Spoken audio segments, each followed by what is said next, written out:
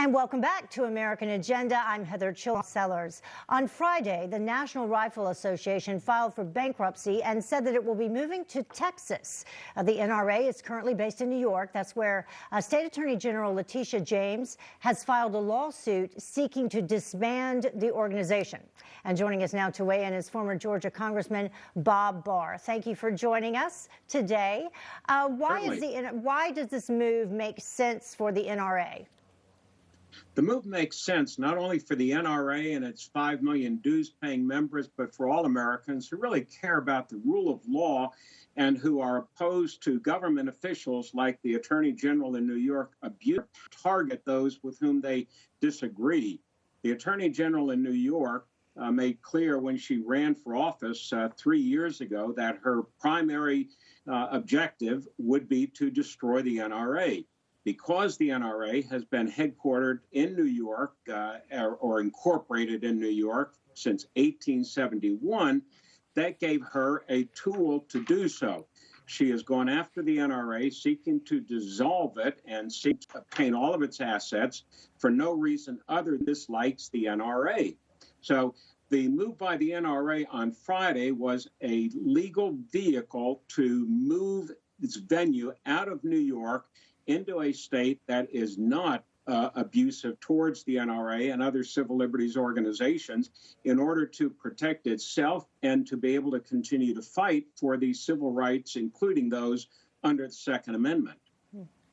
What does the bankruptcy have to do with it? My understanding is they filed bankruptcy. If I'm wrong on that, please correct me. But what component is that for those of us that don't understand for it? It's a very good question. First of all, in order to remove ourselves and protect ourselves from the abuse of power by the Attorney General in New York, we had to move federally, that is, within the context of federal laws.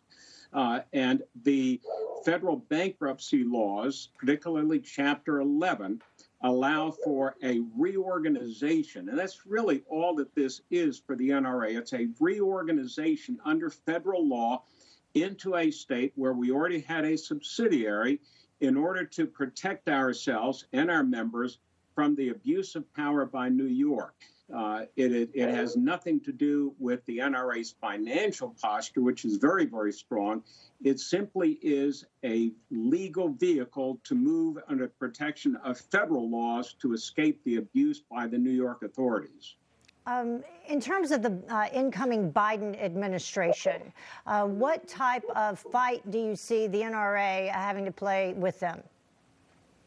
We certainly know that both Biden and Vice President-elect Kamala Harris are very, very anti-firearm. They hate the NRA. They've made that clear. The president-elect has signaled very clearly that he's going to use whatever powers he thinks he may have, including those with a new majority in the Senate, to go after the firearms rights of millions of Americans' citizens. So we anticipate some very serious legal battles federally.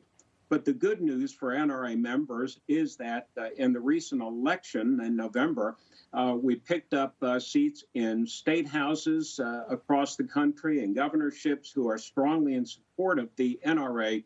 So that's probably where most of these battles are going to be fought, both in the courts, and we now have what appeared to be a solid pro-Second Amendment majority in the Supreme Court, but also at the state level to push back against the anti-steps that we know are coming by the Biden administration.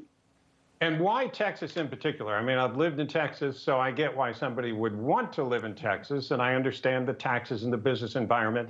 But how does that help them on the national scale as an organization that obviously has, extends into 50 states? Certainly. I mean, you have to be incorporated somewhere.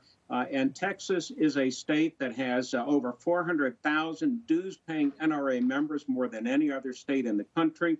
It is a state in which state government officials, particularly the governor and lieutenant governor, very much in favor of the Second Amendment. The governor put out a statement last Friday that he was very supportive of having the NRA incorporate in his state. So it's a state that understands the importance of the Second Amendment, is not afraid to do so, and has indicated very clearly that they will not abuse their power by going after the NRA simply because of what the NRA stands for as a supporter of Second Amendment rights. So you expect to emerge from bankruptcy in 6 months and carry on as usual? Absolutely. There's no anticipated changes in our leadership, and the headquarters for the time being remains in Virginia. This is simply a legal move, appropriate and very much in accord with federal law, that protects us from the abuse of power by the New York authorities. All right, Bob Barr, thank you very much, sir.